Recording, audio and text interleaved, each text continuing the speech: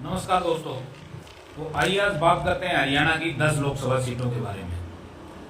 क्या हाल है वहां पर और किसकी उम्मीदें ज़्यादा है जीतने की। तो हरियाणा लोकसभा जिसमें कि 10 सीटें आती हैं, तो एक एक करके आज हम 10 लोकसभा सीटों की बात करेंगे।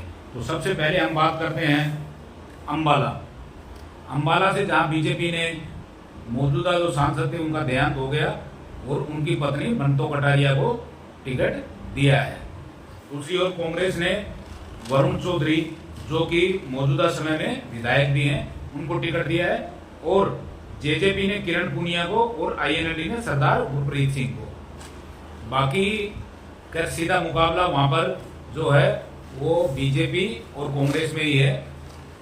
तो जो हम पिछले आंकड़े निकाल कर देखें उनके आधार पर क्या नतीजा हम अनुमान लगा पाते हैं और किस प्रकार का भी जो माहौल है।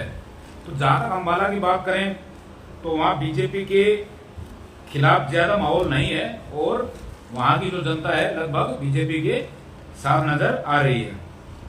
अंबाला लोकसभा की अगर हम बात करें तो वहां टोटल 9 विधानसभा है, जिनमें से अभी अगर मौजूदा समय की बात करें तो 5 विधायक बीजेपी के हैं और 4 कांग्रेस के हैं। और जो पिछले अगर लोकसभा 2019 की अगर हम बात करें तो बीजेपी ने वहां भारी मार्जिन से तकरीबन 3,42,000 वोटों से विजय प्राप्त की थी। तो कांग्रेस के लिए क्या इस बार 3.5 लाख वोटों को क्रॉस कर पाना आसान है? तो मुझे नहीं लगता कि इतने वोटों का जो मार्जिन पिछली बार था उसको कांग्रेस पार कर पाएगी। और बंतो कटारिया जो कि रतनलाल कटारिया की पत्नी है और उनका अंबाला में एक अच्छा खासा वोट है, तो इस हिसाब से अगर मैं देखूं तो टोटल अगर कुल मिलाया जाए तो अंबाला में जो बीजेपी की स्थिति है काफी मजबूत है और वहां से आसानी से बीजेपी जीतती हुई नजर आ रही है। उसके बाद अगर हम दूसरी सीट की बात करें तो कुरुक्षेत्र से जहां बीजेपी ने कांग्रेस के पुराने उम्मीदवार नवीन जिंदल उनको टिकट दिया है, तो वहीं आम आदमी पार्टी और कांग्रेस के बीच गठबंधन के बाद ये जो सीट है आम आदमी के खाते में चली गई थी और वहां से उन्होंने सुशील गुप्ता को मैदान में उतारा है और आईएनएलडी ने अभय चौटाला को और जेजेपी ने पालाराम सैनी को। तो यहां पर मैं मानता हूं कि जो कांग्रेस है वो है नहीं और आम आदमी पार्टी लगभग मुकाबले से बाहर है। तो यहाँ पर जो मुकाबला है वो सीधा सीधा बीजेपी और आईएनएलडी के बीच नजर आ रहा है, अभय सिंह चौटाला और नवीन जिंदल के बीच। लेकिन यहाँ पर भी बीजेपी का जो पलड़ा है काफी भारी नजर आ रहा है, क्योंकि जो यहाँ पुराने उनके जो सांसद थे नायब सिंह सैनी वो फिलहाल हरियाणा के मुख्यमंत्री हैं और इस चीज का भी काफी असर उस क्षेत्र पर पड़ा है। और अगर किसी का सांसद या विधायक मुख्यमंत्री के पद पर पहुंचता है तो वहां की जनता भी उस चीज का समर्थन करती है। अगर पिछले लोकसभा की अगर हम बात करें तो वहां तकरीबन जो बीजेपी ने 3,84,000 वोटों से विजय प्राप्त की थी, तो यहां भी तकरीबन 4 लाख वोटों के करीब बीजेपी पिछली बार इतने बड़े मार्जिन से जीती थी, जो कि बाकी किसी पार्टी के लिए उस चीज को क्रॉस कर पाना इतना आसान नहीं है। और अगर वहां पर हम विधानसभा क्षेत्र की बात करें तो वहां भी 9 विधानसभा क्षेत्र हैं, जिसमें से बीजेपी के पास 4 है और कांग्रेस के पास 2 और जेजेपी के पास 2 वहां पर है, एक निर्दलीय है। तो वहां पर जेजेपी का भी एक वोट बैंक है, जिस हिसाब से पिछली बार भी उन्होंने 2 विधानसभा यहाँ से जीती थी।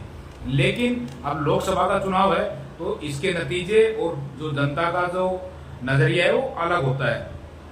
तो कुरुक्षेत्र लोकसभा मैं मानता हूं यहां पर पिछली बार से भी शायद बड़ी जीत बीजेपी कर सकती है और कुरुक्षेत्र की जो सीट है वो भी मुझे बीजेपी के खाते में जाती हुई नजर आ रही है। इसके बाद अगर हम बात करें करनाल की, तो करनाल से जो पूर्व मुख्यमंत्री हैं हरियाणा के मनोहर लाल खट्टर, उनको बीजेपी ने उम्मीदवार बनाया है, जबकि कांग्रेस से दिव्यांशु बुद्धिराजा और जेजेपी से देवेंद्र कादयान, आईएनएलडी से अभी कोई उम्मीदवार है नहीं। उन्होंने वीरेंद्र वर्मा जो शायद एनसीपी से उम्मीदवार उनको समर्थन किया है, बाकी वो मुकाबले में भी खैर नहीं है। वहां से जो मुख्य मुकाबला है वो कांग्रेस और बीजेपी का ही है।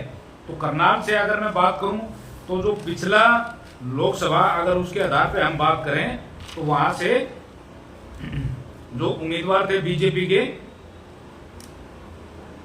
उन्होंने संजय भाटिया, उन्होंने तकरीबन 6,56,000 वोटों से विजय प्राप्त की थी।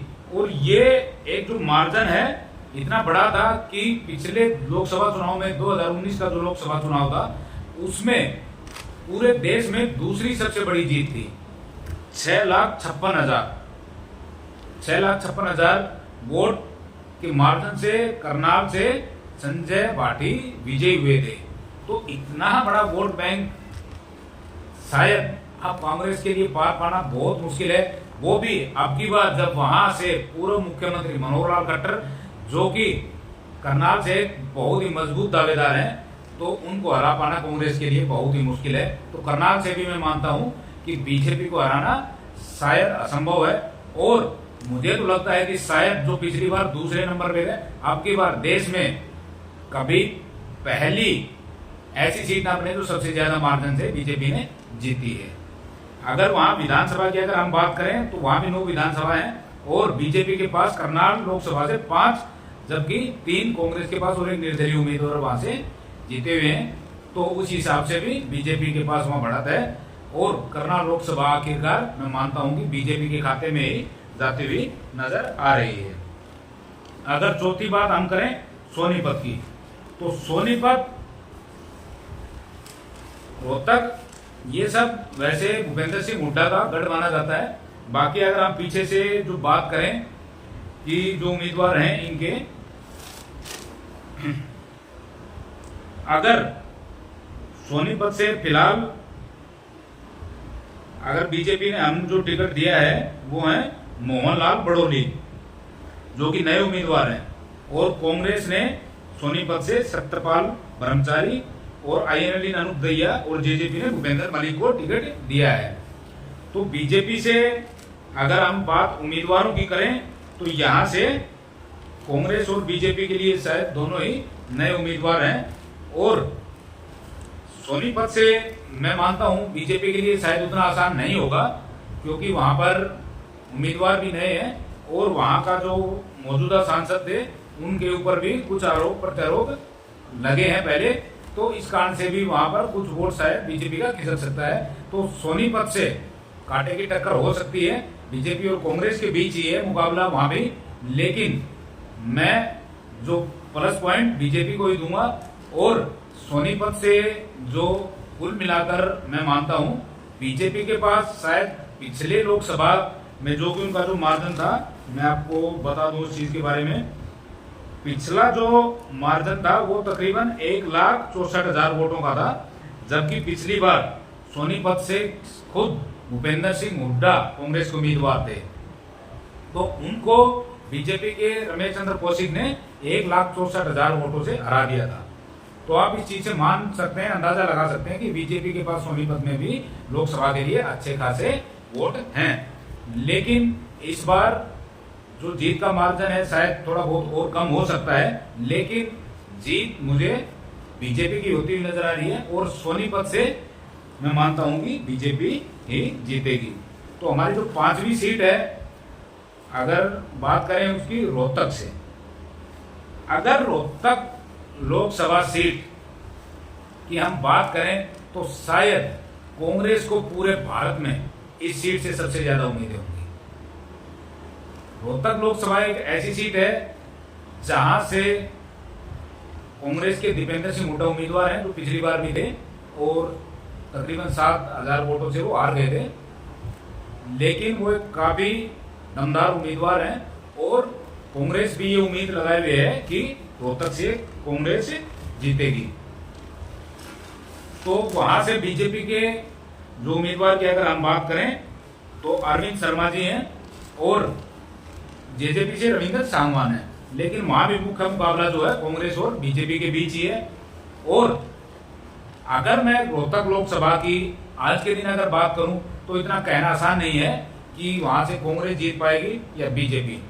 कोई भी अंदाजा वहां नहीं लगा सकता। कोई ये सोचता हो कि कांग्रेस के लिए इतना आसान है, तो वो भी इतना आसान नहीं है।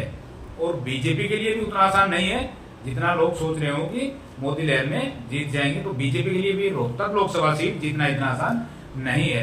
तो रोहतक लोकसभा सीट को मैं वैसे बराबर दो हिस्सों में बांटना चाहूंगा, लेकिन फिर भी लोकसभा इलेक्शन है, इसका जो एक प्रॉफिट है मैं बीजेपी को देना चाहूंगा और बीजेपी को वहां से विजयी बनाना चाहूंगा कि बीजेपी रोहतक लोकसभा सीट जीत जाएगी। इसके बाद अगर छठी हम लोकसभा की बात करें तो वो है भिवानी महेंद्रगढ़, जहां से बीजेपी ने अपने पुराने उम्मीदवार चौधरी धर्मवीर सिंह को उम्मीदवार बनाया है और कांग्रेस ने वहां से राव दान सिंह और जेजेपी ने राव बहादुर सिंह को वहां से उम्मीदवार बनाया है। तो मेरे ख्याल से राव दान सिंह को भिवानी महेंद्रगढ़ से उम्मीदवार बनाकर कांग्रेस ने बीजेपी की जीत सुनिश्चित कर दी है और मुझे लगता है कि अब भिवानी महेंद्रगढ़ सीट से बीजेपी का कोई मुकाबला नहीं है और वो रिकॉर्ड वोटों से जीत सकती है। अगर मैं बात पिछले लोकसभा की करूं तो वहां पर तकरीबन 4.5 लाख वोटों से चौधरी धर्मवीर सिंह जीते थे। वहां से जो कांग्रेस की उम्मीदवार थी पिछली बार श्रुति चौधरी, उनको 4,44,000 वोटों से हराया था। और अगर विधानसभा की अगर हम बात करें तो वहां पर बीजेपी के पास 5 सीटें हैं और 2 सीटें कांग्रेस के पास और 1 जेजेपी के पास और 1 निर्दलीय उम्मीदवार वहां से विजयी हुए थे विधानसभा में। तो इस प्रकार से भी बीजेपी वहां प्रॉफिट में है और मुझे लगता है कि अब की बार बीजेपी का भिवानी महेंद्रगढ़ से कोई मुकाबला नहीं है और चौधरी धर्मवीर सिंह एक तरफा जीत वहां से दर्ज करते हुए नजर आ रहे हैं। इसके बाद अगर हम बात करें हिसार से, हिसार से एक अगर हम बात करें ऐसी सीट जहां से एक ही परिवार के सारे उम्मीदवार मैदान में हैं। बीजेपी की बात करें रणजीत चौटाला, जेजेपी से नैना चौटाला, आईएनएलडी से सुनैना चौटाला और कांग्रेस से जयप्रकाश। तो हिसार से लगभग सभी पार्टियां मुकाबले में हैं और किसको कितना ज्यादा वोट मिल पाएगा ये तो खैर 4 जून को हमें नतीजे आने के बाद पता लगेगा। लेकिन अगर मौजूदा हालात के हिसाब से हम देखें तो वहां से बीजेपी जीतते हुए नजर आ रही है और लोकसभा चुनाव का जो प्रॉफिट है, जो मोदी जी का चेहरा है और उनकी जो गारंटी है, शायद हिसार में भी काम करती हुई नजर आ रही है। और वहां से जो पुराने उम्मीदवार कुलदीप बिश्नोई जी वो भी अभी बीजेपी में है, तो उनका फर्क भी होगा और बीजेपी को उस चीज का भी फायदा होगा और मुझे लगता है कि हिसार में बीजेपी जीत दर्ज कर लेगी और हिसार की जो सीट है मैं बीजेपी के खाते में ही जोड़ना चाहूंगा। इसके बाद अगर हम बात करें सिरसा से, सिरसा से आपकी बार बीजेपी ने जो है अशोक तंवर जो कि पुराने कांग्रेस के उम्मीदवार हैं उनको उम्मीदवार बनाया है, जबकि कांग्रेस ने वहां से कुमारी शैलजा जो कि कांग्रेस के काफी कद्दावर नेता है उनको और जेजेपी ने रमेश कटक और आईएनएलडी ने संदीप लोट को वहां से उम्मीदवार बनाया है। तो सिरसा से मैं बात करूं तो ये सीट भी थोड़ी ही बीजेपी के लिए टफ होने वाली है। सबसे पहली बात तो अगर मेरे हिसाब से देखा जाए तो वहां बीजेपी ने जो उम्मीदवार का जो चयन है शायद वो सही नहीं किया और अगर वो अपनी पुरानी सांसद को ही टिकट देते तो शायद बीजेपी के लिए वहां जीत कर पाना आसान होता। लेकिन फिर भी चलो आप जो पार्टी का उनका फैसला है जो भी है, अशोक तंवर को उन्होंने टिकट दे दिया है, तो मैं सिरसा की जो सीट है उस पर भी एक टफ मुकाबला मानता हूं और वहां भी बीजेपी को एक आसान जीत मैं नहीं देना चाहता हूं। वहां पर कुमारी शैलजा जो कि कांग्रेस के काफी कद्दावर नेता है उनके साथ उनका मुकाबला है और उस मुकाबले में अशोक तंवर आप बीजेपी को जीत दिला पाते हैं या नहीं ये तो खैर 4 जून को पता लगेगा। अगर पिछली बार की अगर हम बात करें तो वहां से सुनीता दुग्गल ने 3,09,000 वोटों से तकरीबन जीत हासिल की थी और अशोक तंवर जो कि पिछली बार कांग्रेस के उम्मीदवार थे उनको हराया था। तो अब की बार अगर हम बात करें तो मैं जो लोकसभा चुनाव का जो प्रॉफिट है जहां पर टफ मुकाबला है वहां पे बीजेपी को ही दे रहा हूं कि सिरसा से भी बीजेपी जीत जाएगी, लेकिन इतनी आसानी से नहीं, मुकाबला वहां पर काफी कड़ा है।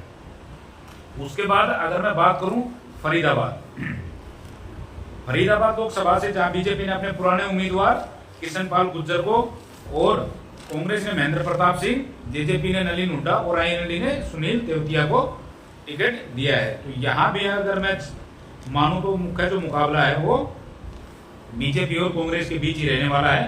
और फरीदाबाद की अगर मैं बात करूं तो वहां पे 9 विधानसभा क्षेत्र हैं, जिसमें से पिछली बार 7 पे बीजेपी ने जीत हासिल की थी, कांग्रेस और एक निर्दलीय उम्मीदवार। और जीत का जो मार्जिन है वो मेरे ख्याल से 6.5 लाख वोटों के करीब था और तकरीबन 6,44,000 वोटों से कृष्णपाल गुर्जर पिछली बार विजयी हुए थे और उन्होंने कांग्रेस के अवतार सिंह भड़ाना को 6,44,000 वोटों से हराया था। तो 6,44,000 वोटों का जो मार्जिन है वो कांग्रेस के लिए पार पाना क्या इतना आसान होगा? मुझे नहीं लगता कि इस मार्जिन को कांग्रेस कवर कर पाएगी। और मैं फरीदाबाद की सीट पर भी तकरीबन एक तरफा मुकाबला मानते हुए बीजेपी को दे रहा हूं। और बीजेपी मुझे लगता है कि फरीदाबाद की जो सीट है एक तरफा मुकाबले में जीत रही है। और 10वीं और आखिरी सीट की अगर मैं बात करूं गुरुग्राम की अगर मैं बात करूं तो वहां से आपकी बार बीजेपी ने अपने पुराने उम्मीदवार राव इंद्रजीत को ही टिकट दिया है, जो कि पहले कांग्रेस से भी सांसद रह चुके हैं। और अगर गुरुग्राम लोकसभा की हम बात करें तो गुरुग्राम, जिसको साइबर सिटी के नाम से जाना जाता है, तो गुरुग्राम, रेवाड़ी और नूह, इन 3 क्षेत्रों में हम इसको विभाजित कर सकते हैं।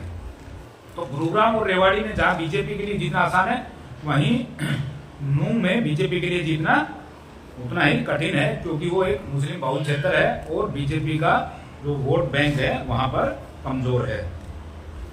कांग्रेस से अगर हम बात करें, यहाँ राज बब्बर को उम्मीदवार बनाया गया है, जबकि जेजेपी ने यहाँ से राहुल यादव फाजिलपुरिया, जो कि एक शायद संगीत वगैरह जो भी एक्टर हैं, उनको टिकट दिया है। लेकिन यहाँ भी मैं मुख्य मुकाबला जो है वो कांग्रेस और बीजेपी के बीच ही मानता हूँ। और अगर हम 2019 लोकसभा की बात करें तो कैप्टन अजय यादव यहाँ कांग्रेस से उम्मीदवार थे और 3,86,000 वोटों के मार्जिन से राव इंद्रजीत विजयी हुए थे और बीजेपी के खाते में ये सीट गई थी। यहाँ पर 9 लोकसभा सीटें हैं, जिनमें से 4 बीजेपी के पास है और 4 कांग्रेस के पास और एक निर्दलीय उम्मीदवार है।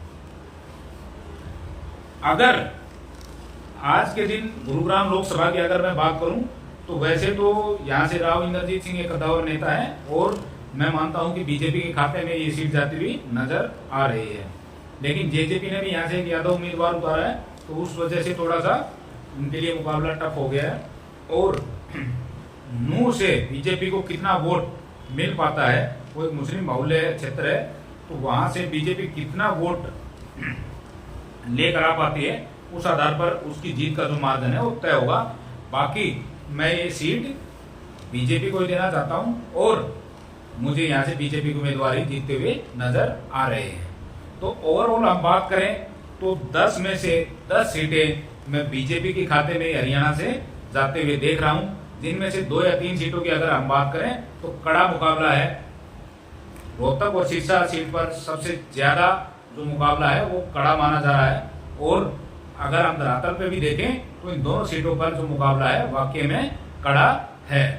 तो यहाँ से क्या बीजेपी जीत पाएगी या कांग्रेस बीजेपी को हरा देगी। लेकिन आज के जो हमारे वीडियो है इसमें मैं 10 की 10 सीटें बीजेपी के खाते में डाल रहा हूँ और मुझे लगता है कि हरियाणा से अब की बार भी बीजेपी 10 की 10 लोकसभा सीटें जीतती हुई नजर आ रही है।